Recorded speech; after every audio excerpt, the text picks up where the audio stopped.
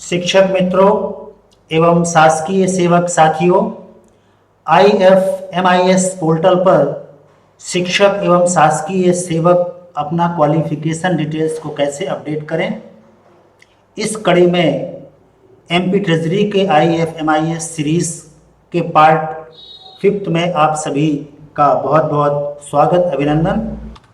मित्रों, IFMIS श्रृंखला के पार्ट 1, 2, 3 एवं 4 में हम सभी ने MP ट्रेजरी में के IFMIS पोर्टल पर ई प्रोफाइल के अंतर्गत change employ profile, change address detail, family details और नॉमिनी डिटेल्स के बारे में सीखा और समझा।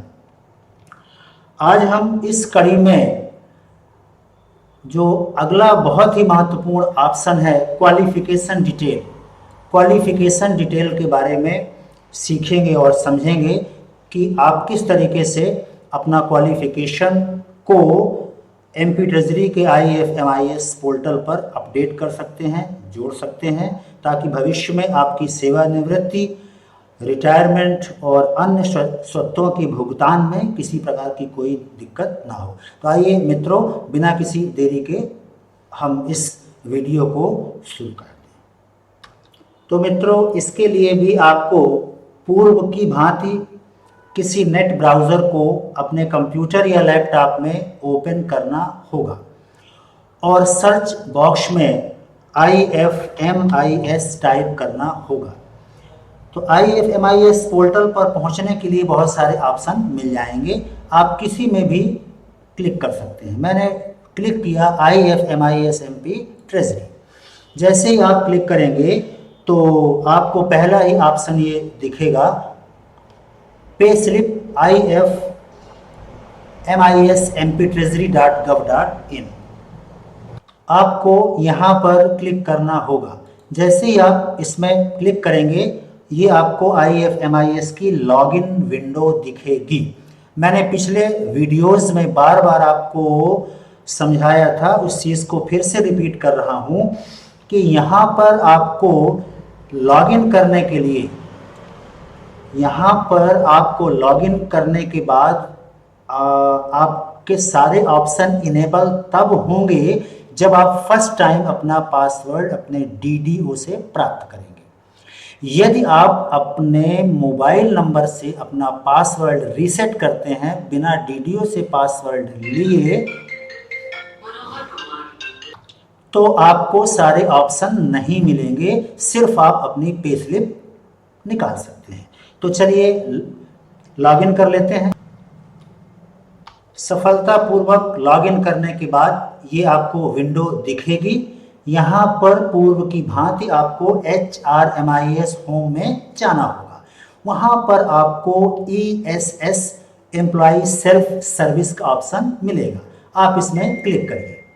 इस पर क्लिक करने के पश्चात ये पांचवा जो ऑप्शन है क्वालिफिकेशन डिटेल, इस पर क्लिक करिए।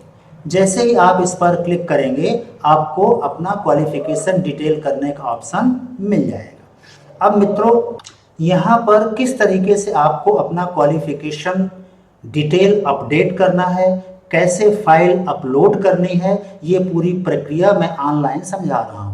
कृपया प्रत्येक स्टेप को ध्यान से समझिए और उसी के अनुसार फॉलो करिए। यहाँ पर ये एजुकेशन लेवल, ये आपको फर्स्ट ऑप्शन दिख रहा है, यहाँ पर सेलेक्ट पर क्लिक करिए। तो आपका जो एजुकेशन लेवल है, यहाँ पर फिर से मैं आपसे अनुरोध करूँगा कि जो बहुत सारे ऑप्शन दिख रहे हैं, इनमें से आप सिर्फ एक को चूज कर सकते हैं। अब सवाल ये उठता है कि आप अपना एजुकेशन लेवल में किसको चूज करें। दिस इज वेरी इंपॉर्टेंट जो मैं बताने जा रहा हूं। तो यहां पर आप चूज करिए, चुनिए अपनी मैक्सिमम जो आपका क्वालिफिकेशन है। उदाहरण के लिए मैंने चूज कर लिया पोस्ट ग्रेजुएट। जैसे ही आप पोस्ट ग्रेजुएट चूज करेंगे तो और बहुत सारे ऑप्शन इनेबल हो जाएंगे। आपको हर एक ऑप्शन पर ध्यान से जाना है। एजुकेशन लेवल पर हमने चूज कर लिया पोस्ट ग्रेजुएट, इसके तुरंत बाद डिग्री मिल जाएगी। तो जब डिग्री ऑप्शन पर क्लिक करोगे तो आपकी डिग्री कौन सी है वो सारे ऑप्शन इसमें मिल जाएंगे। चलिए पोस्ट ग्रेजुएट में मैंने चूज़ कर लिया एमएससी। जैसे ही आपने एमएससी चूज़ किया तो यहाँ एडिशनल क्वालिफिकेशन का भी एक ऑप्शन मिल जाएगा। यहाँ पर कुछ आपका जैसे उदाहरण के लिए पीजी बीसीए कोई है या एलएलबी है, कुछ भी है वो आप यहाँ पर फिलअप कर दीजिए। आगे आप पहुँचेंगे डिसिप्लिन। डिसिप्लिन को जैसे ही आप इसको क्लिक करेंगे आपको इसमें पॉपअप दिखेगा। तो डिसिप्लिन का मतलब हुआ कि आपका पोस्ट ग्रेजुएट किस सब्जेक्ट में है। मान लीजिए मैंने चूज़ कर लिया एमएससी फिजिक्स। अब इसके बाद कोर्स की कैटेगरी आएगा। तो कोर्स की कैटेगरी में यहाँ पर 4 कैटेगरी हैं, distance learning, part time, private और रेगुलर। तो इसको समझाने की आवश्यकता मेरे हिसाब से आपको नहीं है।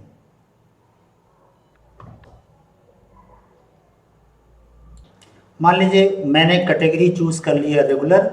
इसको चूज़ करने के बाद अगला जो ऑप्शन है यूनिवर्सिटी, तो आप यहाँ पर यूनिवर्सिटी का नाम लिखेंगे, टाइप करेंगे, ईयर ऑफ पासिंग, जिस ईयर में आपने वो डिग्री प्राप्त की है वो ईयर आप यहाँ पर फिलअप करेंगे। इसको फिलअप करने के बाद यहाँ पर बहुत इंपॉर्टेंट ऑप्शन है यूनिट। यूनिट मतलब CGPA में भी मार्क्स मिलते हैं और परसेंटेज में भी है। तो ज़्यादातर MSc वगैरह में, PG में परसेंटेज में मार्क्स मिलते हैं। CGPA वगैरह CBSE ICSE बोर्ड के लिए अप्लाई होता है। तो मैंने यहाँ पर चूज़ कर लिया परसेंटेज। यहाँ पर भर दीजिए आपका जितना परसेंटेज हो। इसको यहाँ पर बहुत ही इम्पॉर्टेंट बात यहाँ शेयर करूँगा, यहाँ जब भी आप परसेंटेज फिलअप करोगे, मैं इस की बात कर रहा हूँ, यहाँ पर परसेंटेज पॉइंट में नहीं लेता। फिर रिपीट करूँगा, पॉइंट में नहीं लेता। तो आप कोशिश करिए कि अगर जैसे 75.4, तो अगर 0.5 से कम है तो पहले का ले लीजिए, 0.5 से ज़्यादा है तो आप आगे वाला ले लीजिए। चलिए जैसे किसी का परसेंटेज है 75.11, तो इसको अपन ने ले लिया 75। अब यहाँ पर मीडियम चूज़ करेंगे। मीडियम में मान लीजिए कि ये मीडियम है आपका हिंदी, ये हो गया। अब इसके बाद में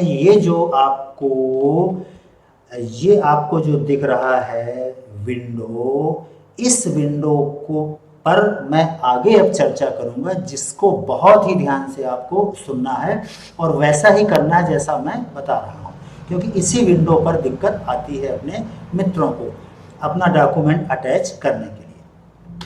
तो यहाँ पर पहली चीज वैलिड डॉक्यूमेंट्स। वैलिड डॉक्यूमेंट्स का मतलब केवल एक ऑप्शन यहाँ दिख रहा है। इसका मतलब ये हुआ कि आप यहाँ पर सिर्फ एक PDF फाइल अपलोड कर सकते हैं। अब यहाँ धोखा ये होता है साथियों को कि मान लीजिए PG भर दिया, अब उसको ग्रेजुएशन की मार्कशीट अपलोड करनी है और 12 की अपलोड करनी है, B.Ed की अपलोड करनी है, तो कैसे करें? फिर ऑप्शन ही नहीं मिलता। तो यहाँ पर आपको अटैच एग्जामिनेशन सर्टिफिकेट लिखा हुआ है। तो यहाँ पर IFMIS पोर्टल ने आपको सुविधा दी है कि आप सारी मार्कशीट को स्कैन करके एक PDF फाइल बना लीजिए और उसको यहाँ पर अपलोड करिए। यहाँ पर आपको 2 MB का मतलब हुआ 2000 KB तक की फाइल आप यहाँ पर अपलोड कर सकते हो। तो यहाँ पर सारे मार्कशीट को स्कैन करके PDF बनाइए ताकि एक ही फाइल में सारी मार्कशीट आपकी आ जाए। ये यहाँ पर है, क्योंकि यहाँ पर आपको 2000 KB यानी 2 MB तक की मैक्सिमम साइज वाली फाइल अपलोड कर सकते हैं, जो बहुत ज़्यादा होता है। इतनी फाइल की साइज में कम से कम 20-25 पेज बड़े आसानी से अच्छी क्वालिटी में आ जाते हैं। चलिए मैं चूज़ करता हूँ। तो सबसे पहले आप यहाँ पर वही टाइप कर दीजिए, क्या, एग्जामिनेशन सर्टिफिकेट्स। तो इसको कॉपी कर लीजिए और यहाँ पर पेस्ट कर दीजिए। सिंपल सा तरीका है। इसके बाद आप पहुंचेंगे चूज फाइल। ये देखिए चूज फाइल पर अपन पहुंचे। जैसे ही चूज फाइल पर पहुंचेंगे तो जहां आपकी फाइल रखी है उसको आप उस फोल्डर को पहले सेलेक्ट करके ओपन कर लीजिए। मैंने ये किया, मेरी फाइल यहाँ पर ये रखी है 563 KB की। इसको सेलेक्ट करने के बाद ओपन पर किया क्लिक, ये देखिए आपकी फाइल आ गई। जैसे ये फाइल आई आप ऐड पर क्लिक कर करिए। ऐड पर क्लिक करने के बाद ये फाइल आपकी एग्जामिनेशन सर्टिफिकेट के नाम से ये लिख करके देखिए आ गया सामने, यहाँ पर एग्जामिनेशन सर्टिफिकेट्स में ये फाइल आ गई। अब आपके अधिकारी और आप इस फाइल को रिमूव भी कर सकते हो और व्यू देख भी सकते हैं। देखिए मैं आपको दिखाता हूँ कि किस तरीके से देखती है। मान लीजिए मैंने क्लिक किया व्यू में क्लिक करने के बाद ये देखिए कुछ नहीं हुआ, कुछ नहीं हुआ। क्यों नहीं हुआ? अभी आप व्यू नहीं कर सकते क्योंकि ये गलती मैं भी यहाँ पर कर रहा हूँ, जिस गलती के लिए मैंने बार बार आपको आगाह किया था कि आप इस ऐड पर आपने क्लिक किया तो फाइल यहाँ पर आ गई। अब जब इस ऐड पर क्लिक करेंगे तब आपकी फाइल सबमिट होगी। देखिए तब आपकी फाइल व्यू के लिए ओपन होगी। तो मैंने इस ऐड पर क्लिक किया, जैसे ये देखिए अब ये फाइल आपकी पूरा नीचे देखिए आपको दिख रहा है डिस्क्रिप्शन, ये दिस। अब यहाँ से इसको आप एडिट कर सकते हैं, डिलीट भी कर सकते हैं। अब यहाँ पर एडिट करने का मतलब दूसरी फाइल आप अपलोड कर सकते हैं, डिलीट करने का मतलब आप उस फाइल को डिलीट करके दोबारा नई फाइल को अपलोड कर सकते हैं। चलिए मैंने व्यू पर क्लिक किया तो ये देखिए आपका ये पेज यहाँ पर खुल गया। जैसे ही आप इसको ओपन करेंगे तो आपकी जो फाइल है वो दिखना। अब मित्रों सबसे अंत में आपको इसको सबमिट कर देना है। सबसे अंत में आप इस सबमिट बटन पर क्लिक कर दीजिए। बस जैसे ही आप सबमिट बटन पर क्लिक करेंगे आपकी रिक्वेस्ट आपके DDO तक पहुंच जाएगी और आपका जो क्वालिफिकेशन है वो IFMIS के पोर्टल में अपडेट हो जाएगा। तो मित्रों ये था MP ट्रेजरी के IFMIS पोर्टल पर आपके क्वालिफिकेशन डिटेल्स को अपडेट करने संबंधी बहुत ही महत्वपूर्ण जानकारी। अगले बहुत ही महत्वपूर्ण जानकारी के साथ फिर आपसे मुलाकात होगी। तब तक के लिए धन्यवाद।